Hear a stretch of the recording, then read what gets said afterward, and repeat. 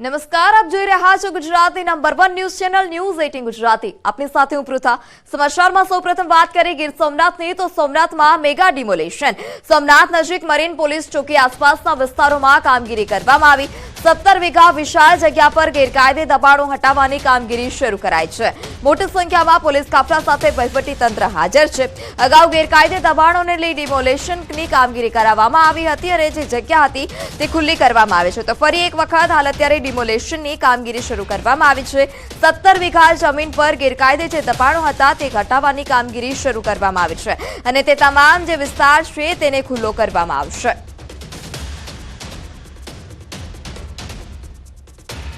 મોટી સંખ્યામાં પોલીસ કાફલો પણ હાલ અત્યારે કામગીરી દરમિયાન ત્યાં તૈનાત જોવા મળ્યો હતો। વહીવટી તંત્ર પણ ત્યાં હાજર જોવા મળ્યું હતું। તો ગીર સોમનાથમાં મેગા ડિમોલિશન મરીન પોલીસ ચોકી આસપાસના વિસ્તારોમાં કામગીરી કરવામાં આવી રહી છે।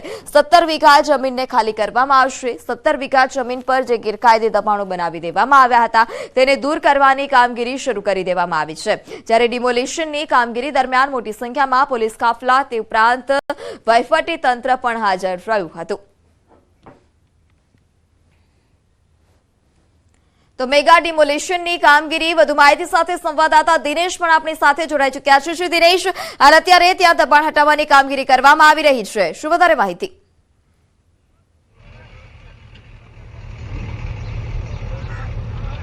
બિલકુલ પૃથા, ખાસ કરીને આ જે સોમનાથ મંદિર છે તેમની નજીક ફરી એક વખત એટલે કે આ પહેલા પણ એક વખત દબાણો છે તેમને દૂર કરવામાં આવ્યા હતા અને ફરી આજે વહેલી સવારથી ગીર સોમનાથ જિલ્લા તંત્ર દ્વારા આ દબાણો છે તેમને દૂર કરવામાં આવી રહ્યા છે। જોઈ શકાય છે જે પ્રમાણે જેસીબીની મદદથી આ જે કાચા બાંધકામો કરેલા હતા, સરકારી જે જગ્યા હોય છે, સરકારી જગ્યા હતી તેમની અંદર કાચા બાંધકામો કરેલા હતા, દબાણો કરેલા હતા, તે દબાણોને વહેલી સવારથી જ પોલીસના ચુસ્ત બંદોબસ્ત સાથે કહી શકાય કે ડેમોલેશન છે તે કરવામાં આવી રહ્યું છે। એટલે એક પ્રકારે કહી શકાય કે અત્યાર સુધીમાં જે 120 જેટલા જે કાચા બાંધકામો કરેલા હતા, કાચા મકાનો જે બનાવેલા હતા તેમને દૂર કરવાની જે કામગીરી છે તે કરવામાં આવી રહી છે અને હજુ પણ કેટલીક એવા કાચા મકાનો છે, જે દબાણો કરેલા જે જગ્યાઓ છે તેમને દૂર કરવાની કામગીરી છે તે તંત્ર દ્વારા હાથ ધરવામાં આવી રહી છે। પૃથા જી દિનેશ, આપણી પાછળ જે ત્યાં કાચા મકાનો બાંધીને જે લોકો સ્થાનિકો ત્યાં રહી રહ્યા હતા તે પણ છે, તેમની સાથે વાતચીત થઈ શકે ખરી કે તેઓ કેટલા સમયથી આ પ્રકારે ત્યાં કાચા મકાનમાં રહેતા હતા અને તેઓને કેટલા સમય પહેલા નોટિસ આપવામાં આવી હતી ખાલી કરવા માટે?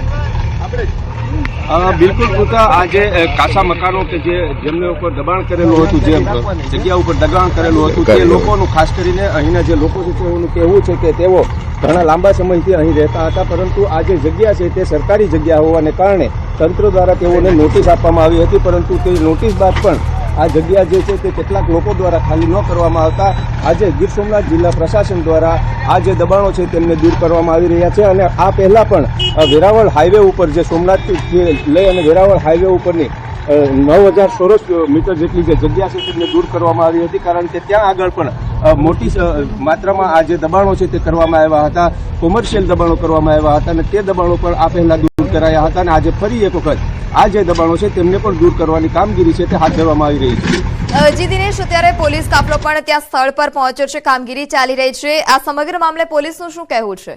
વાતચીત થઈ શકે ખરી અધિકારીઓ સાથે?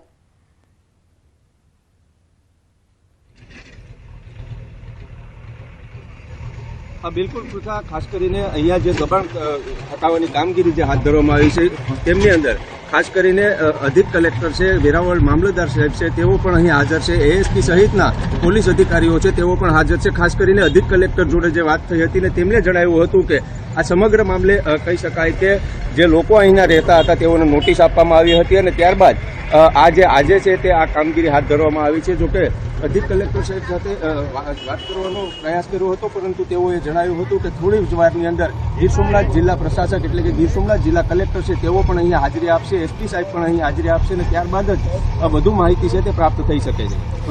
જી દિનેશ, સમગ્ર માહિતી બદલ આભાર। તો ગીર સોમનાથમાં મેગા ડિમોલેશનની કામગીરી હાલ અત્યારે ચાલી રહી છે, સવારથી જ આ કામગીરી કરવામાં આવી રહી છે। પોલીસનો કાફલો પણ ઘટના સ્થળ પર પહોંચ્યો છે અને જે 17 વીઘા જે સરકારી જમીન હતી જેના પર કાચા બાંધકામ કરીને જે પણ લોકો રહેતા હતા તેઓને નોટિસ આપ્યા બાદ હવે હાલ અત્યારે કામગીરી શરૂ કરાઈ છે। જિલ્લા શિક્ષણ અધિકારીની પહેલ ધોરણ 10માં વિદ્યાર્થીઓનું પરિણામ ઊંચું આવે તે માટે પહેલ કરવામાં આવી।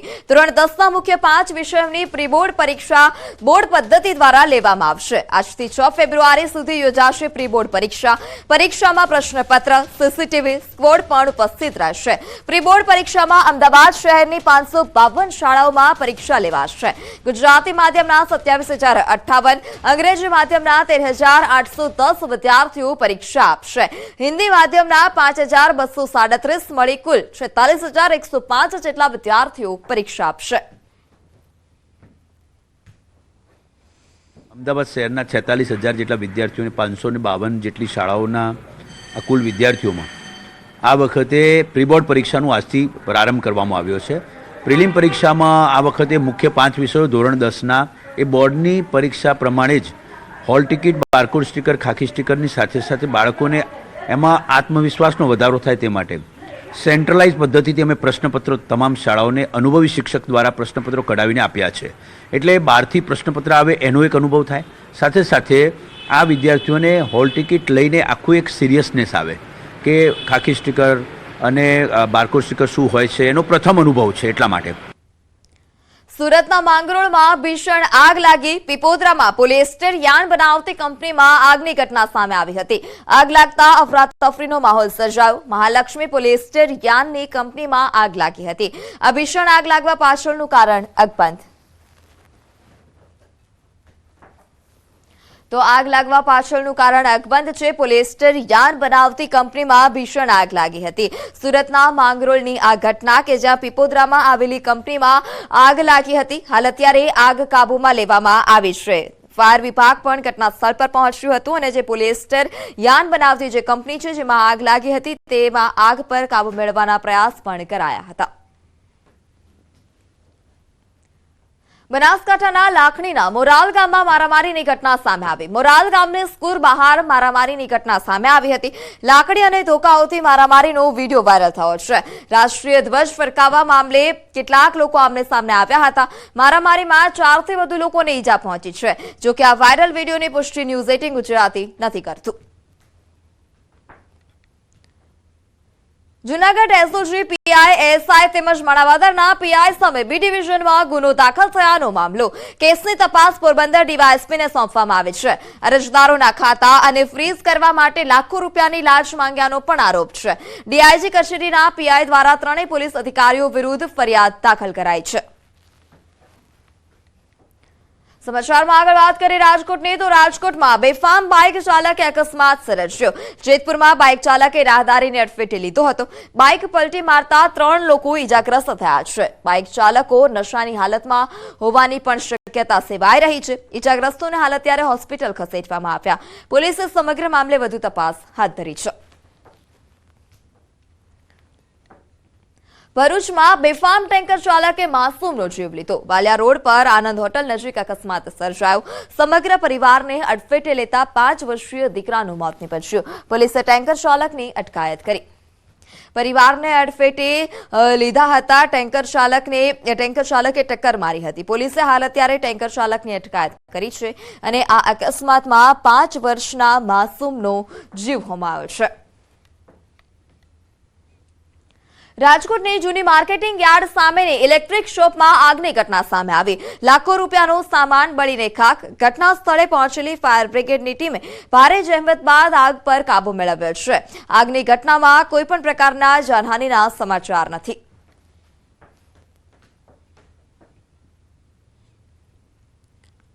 અમરેલીમાં 3 લોકો પર હુમલો કરનારી સિંહણ આખરે હવે પાંજરે પુરાઈ છે।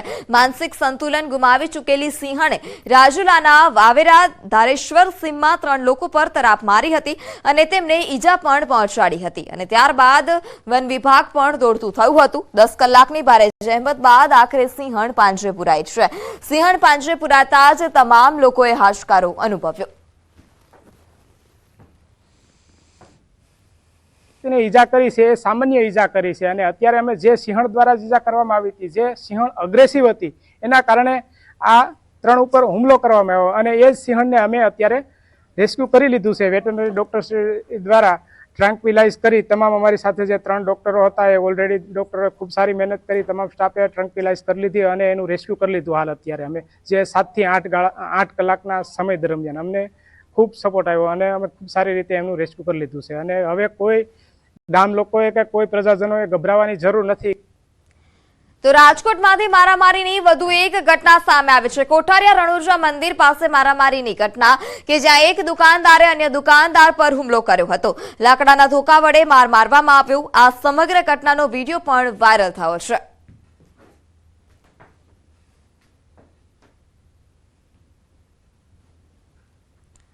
સુરતના કતારગામ વિસ્તારમાં અસામાજિક તત્વોનો આતંક સામે આવ્યો છે. 8 થી 10 શખ્સોએ કારના કાચ તોડ્યા હતા. વાહનોમાં તોડફોડ કરતા શખ્સો સીસીટીવીમાં કેદ થયા છે. અસામાજિક તત્વોની કરતૂત સોશિયલ મીડિયા પર વાયરલ થઈ. તો 8 થી 10 જેટલા શખ્સોએ તોડફોડ પણ કરી હતી. સુરતમાં હાલ અત્યારે અસામાજિક તત્વો બેફામ થયા છે. ત્યારે ફરી એક વખત અસામાજિક તત્વોનો આતંક સામે આવ્યો છે. સમગ્ર ઘટના સીસીટીવીમાં કેદ થઈ છે. 8 થી 10 જેટલા લોકોએ કારના કાચ પણ તોડ્યા હતા. વાહનોમાં પણ તોડફોડ કરી હતી. રાજ્યમાં ઠંડીનો ચમકારો યથાવત છે. 24 કલાકમાં ઠંડીથી રાહત મળી શકે છે. 24 કલાકમાં 2 થી 3 ડિગ્રી વધી શકે છે તાપમાન. 17 શહેરમાં 15 ડિગ્રીથી પારો નીચે પહોંચ્યો છે. 10 ડિગ્રી તાપમાન સાથે નલિયા, ઠંડુગાર, ગાંધીનગર અને વડોદરામાં 11 ડિગ્રી તાપમાન છે. રાજકોટ, ડીસા, ભુજમાં 12 ડિગ્રી તાપમાન નોંધાયું છે. અમદાવાદ સહિત અન્ય 3 શહેરોમાં 13 ડિગ્રી તાપમાન. તો આ તરફ હવામાન નિષ્ણાંત અંબાલાલ પટેલે પણ કડકડતી ઠંડી વચ્ચે ફરી માવઠાના મારની આગાહી કરી. રાજ્યમાં કડકડતી ઠંડી પડી રહી છે. શિયાળાએ બરાબરનું આક્રમણ કર્યું છે. શિયાળો તેની ચરમસીમાએ છે. ત્યારે ખેડૂતો માટે માઠા સમાચાર છે. શનિવારથી ઠંડી ગાયબ થઈ જશે અને માવઠાના થશે મંડાણ. હવામાન નિષ્ણાંત અંબાલાલ પટેલે ખેડૂતોના જીવ અદ્ધર થઈ જાય તેવી આગાહી કરી છે. જાન્યુઆરીના અંતમાં ઠંડી ઘટી જશે અને માવઠાના મંડાણ થશે. 27 જાન્યુઆરીથી વાતાવરણમાં પલટો આવશે અને 31 જાન્યુઆરી સુધી માવઠું તબાહી મચાવશે. ભારે વેસ્ટર્ન ડિસ્ટર્બન્સના કારણે વરસાદ પડશે. માવઠાની અસર કચ્છ, પૂર્વ ઉત્તર ગુજરાતમાં થઈ શકે છે. તો ફેબ્રુઆરી અને માર્ચમાં પણ માવઠું પીછો નહીં છોડે. 15 ફેબ્રુઆરી બાદ વરસાદ પડી શકે છે. ફેબ્રુઆરીમાં બેવડી ઋતુનો અનુભવ થશે. જાન્યુઆરીના અંત ભાગમાં તો ઠંડી ગાયબ થઈ ગયો એવું જણાશે, કારણ કે આ સ્થિતિમાં માવઠા જેવું સર્જન થવાની શક્યતા રહે છે. બીજી તરફ ફેબ્રુઆરી માસમાં રેકોર્ડ બ્રેક ઠંડી પડશે. ડિસેમ્બર, જાન્યુઆરીમાં પડી નથી એવી ઠંડી ફેબ્રુઆરીમાં પડશે. ફેબ્રુઆરીમાં ઠંડીનો બીજો અને ત્રીજો રાઉન્ડ આવશે. ફેબ્રુઆરીના પ્રથમ સપ્તાહે જ ઠંડીનો પ્રકોપ જોવા મળશે. તો 12 અને 13 ફેબ્રુઆરીએ ગુજરાતમાં ઠંડીનો મારો રહેશે. ફેબ્રુઆરીમાં ઠંડીનો રાઉન્ડ આવી શકશે અને આ ફેબ્રુઆરીનો રાઉન્ડ જે છે એ લગભગ ડિસેમ્બર, જાન્યુઆરી માસમાં ઠંડી નથી આવી તેવી ઠંડી હવે જાન્યુઆરીના અંતમાં, ફેબ્રુઆરીની શરૂઆતમાં અને ફેબ્રુઆરી માસમાં